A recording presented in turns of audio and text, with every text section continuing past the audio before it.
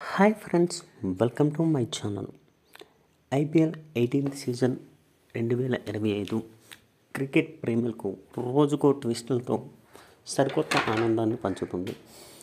RCB versus Chennai మధ్య జరిగిన మ్యాచ్లో ఆర్సీబీకి ఈ మ్యాచ్లో గెలిస్తే దాదాపు ప్లే ఆఫ్కు స్థానం ఖరారైనట్లయితే చెన్నై కేవలం పరుగు కోసం పాకులాడుతుంది. సో మొదట ఈ మ్యాచ్లో టాస్ గెలిచి బౌలింగ్ ఎంచుకుంది చెన్నై. మొదట బ్యాటింగ్కి దిగిన ఆర్సీబీ ఓపెనర్లు ఎవరు? Virat Kohli and Philip Salt. కానీ ఫిలిప్ సాల్ట్కి గాయం కారణంగా సాల్ట్ స్థానంలో వచ్చినటువంటి బెతెల్ ఓపెనింగ్ అత్యంత అద్భుతమైన ఆరంభాన్ని ఇచ్చారు.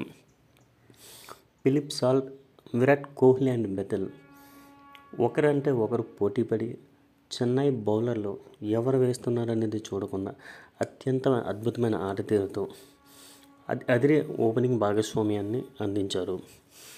బెతెల్ సాల్ట్ స్థానంలో వచ్చినటువంటి బెతెల్ 28 బంతుల్లో హాఫ్ సెంచరీ చేయగా కోహ్లీ 29 బంతుల్లో హాఫ్ సెంచరీ చేశాడు. మొత్తానికి ఆర్సీబీ విరాట్ కోహ్లీ 62 రన్స్ 33 బంతుల్లో 62 రన్స్ చేసి 5 4లు 5 6లు చేస్తే మరో ఓపెనర్ అయినటువంటి బెతెల్ 33 బంతుల్లో 55 రన్స్ చేసి 8 4లు 2 6లతో అత్యంత అదిరిపోయే ఆరంభాన్ని ఇచ్చాడు. షాల్ట్ అంటే ఓపెనర్లు అయినటువంటి వీళ్ళిద్దరు భాగస్వామ్యం తర్వాత వచ్చినటువంటి పడికల్ పెద్దగా ప్రభావం చూపలేకపోయాడు. 17 రన్స్ మాత్రమే పడికల్ కొట్టాడు. పడికల్ తర్వాత వచ్చినటువంటి అంటే 12 ఓవర్ల వరకు ఆర్సీబీ స్కోర్ అత్యంత అద్భుతంగా ఉంది. సో ఎప్పుడైతే 12 ఓవర్లో శ్యామ్ కరణ్ విరాట్ కోహ్లీని అవుట్ చేశాడో అప్పటి నుంచి ఆర్సీబీ పతనం ప్రారంభమైంది.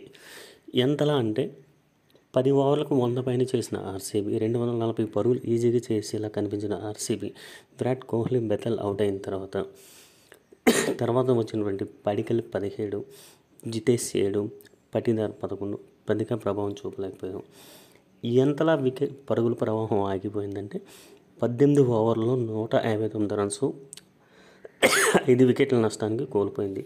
అసలు ఆర్సీబీ 190 రన్స్ అయినా చేస్తుందా లేదా అనే టైంలో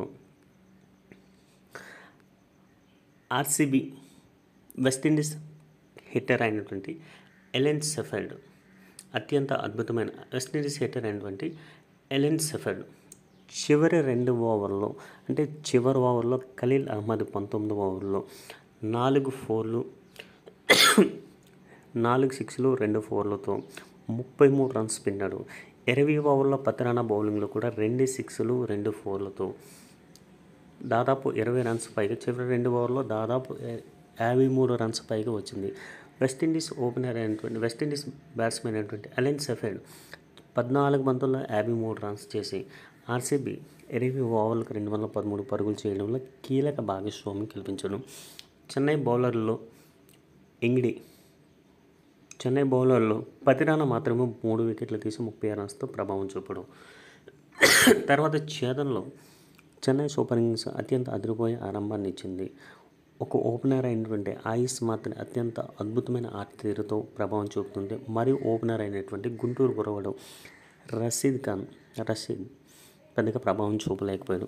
కేవలం రషీద్ 14 రన్స్తో రషీద్ తర్వాత గత మ్యాచ్ విన్నర్ అయినటువంటి శ్యామ్ కరణ్ కూడా పెద్దగా ప్రభావం చూపలేకపోయాడు. శ్యామ్ కరణ్ తర్వాత బ్యాటింగ్ వచ్చిన జడేజా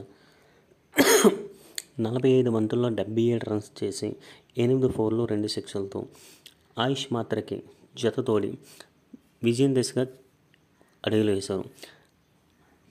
చెన్నై 16 ఓవర్లకి 171 రన్స్ 2 వికెట్లు కోల్పోయింది. చివరి 4 ఓవర్లో కేవలం 43 రన్స్ మాత్రమే కావాలి. ఈ దశలో బ్యాటింగ్లో ఎవరున్నారు? రవీంద్ర జడేజా అండ్ ఆయుష్ మాత్రం బ్యాటింగ్ కొనసాగిస్తుంది. చెన్నై దాదాపుగా ఆర్సీబీకి సొంత గడ్డపై షాక్ ఇచ్చేలా కనిపించింది. కానీ 17 ఓవర్ల ఆయుష్ మాత్రమే బ్రెవిస్ను అవుట్ చేశాడు. చివరి 3 బంతుల్లో 20th ఓవర్ అంటే చివరి ఓవర్కి 14 రన్స్ అవసరమైన సమయంలో ఎస్దయల్ మొదటి 3 బంతులకు 3 పరుగులు మాత్రమే ఇచ్చాడు. 4వ బాల్ 6గా మలిచారు శివం దూబే. అది కూడా నో బాల్ అవడంతో చివరి 3 బంతులకి 6 పరుగులు రావాల్సి వచ్చింది.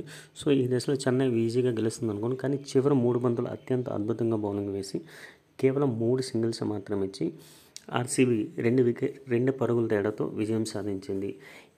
ఆర్సీబీ విజయం సాధించడానికి ప్రధానమైన కారణం 1 అలెన్ షెఫీల్డ్ హార్డ్ హిట్టింగ్, 2 ఓపెనర్లు అయినటువంటి బెతల్ కోహ్లీ పెర్ఫార్మెన్సు, చివరిలో ఎస్దేల్ అద్భుతమైన బౌలింగ్. చెన్నై ఓటమికి ప్రధానమైన కారణం ఏమిటంటే చెన్నై ఓటమికి ప్రధాన కారణం ప్రెజర్ను తట్టుకోలేక చివరిలో చేతులు ఎత్తేసింది. Player of the match Allen Sheffield.